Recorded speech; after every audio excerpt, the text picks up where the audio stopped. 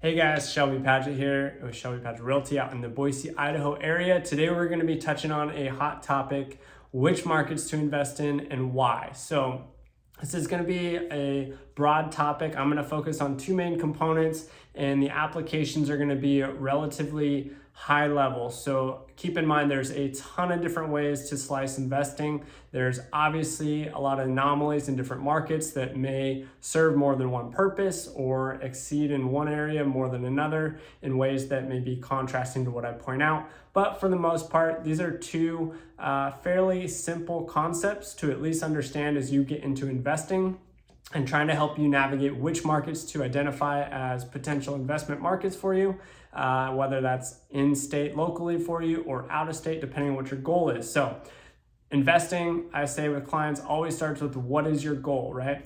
What situation, what season are you in? What are your financial drivers, your motivations? What is your time availability like? And what type of investment are you looking for? Something relatively, turnkey, which is a very popular term right now, or something where you get your hands dirty and you put in some sweat equity. So those are all different types of scenarios. We're going to touch on just two principles today, keep it simple, short and sweet for you. Basically, we're gonna look at the idea of either one scenario, replacing your W-2 income to get you out of your day-to-day job so that you can focus on investing full time. And number two scenario, focusing on equitable play markets, meaning we're looking for long-term gains. So let's focus on some ideas around option number one. So if your main goal is cash flow per month so that you can get out of that desk job or out of that job that's not your passion, or just have the ability to cover all your expenses so that you get to work as an option and not an obligation, then let's go ahead and check out certain types of markets at a glance in a broad sense that meet these types of criteria. So historically speaking, markets that are going to be more stable and rent friendly in terms of stable and linear growth, and basically having less issues with volatility are going to be markets that typically also seem to share a very stable and linear growth from an equity perspective.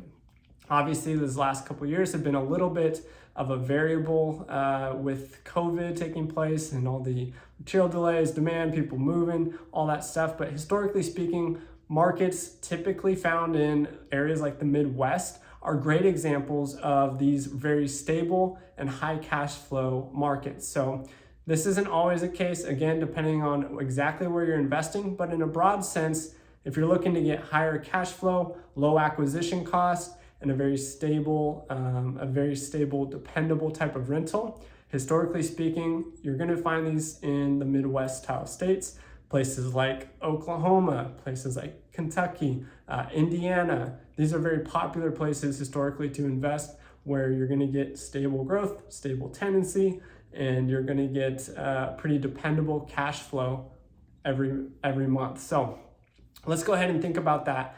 As you go ahead and equate your goal income to properties, you're gonna wanna be able to figure out how much capital that's gonna take to acquire X amount of properties to replace X amount of income per month. So maybe in the Midwest, you can acquire property for a lot less than some other major markets, and you're looking at an acquisition cost of around, say, let's for example, 180,000 to 220,000, right? And you're looking at maybe a cash flow of potentially $500 a month or so. That would be a great way to get into properties that are going to pay you quickly on month one and hopefully replace your W-2 income at a faster rate. So you pick up, 10, 12, 13, 14, 15 properties like that, and you snowball those into monthly income that can change your life. Now let's go ahead and evaluate in contrast to investing primarily for cash flow or W-2 replacement style income. And I'll touch on how to get 10, 12, 15 properties in future videos, as that can be a little overwhelming if you're not familiar with some of the financing options available out there to you. But we'll leave that for another video.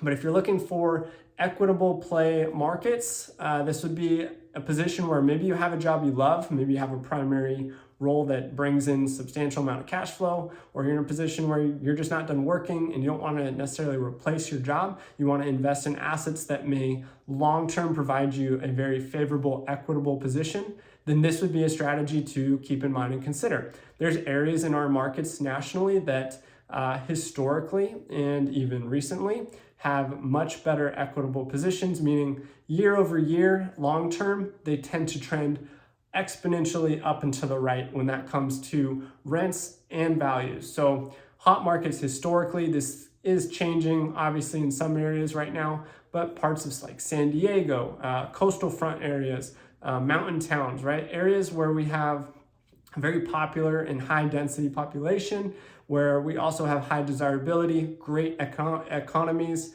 industrial and employment from that perspective, and you have high values for properties. Now, of course, your acquisition costs are going to be higher.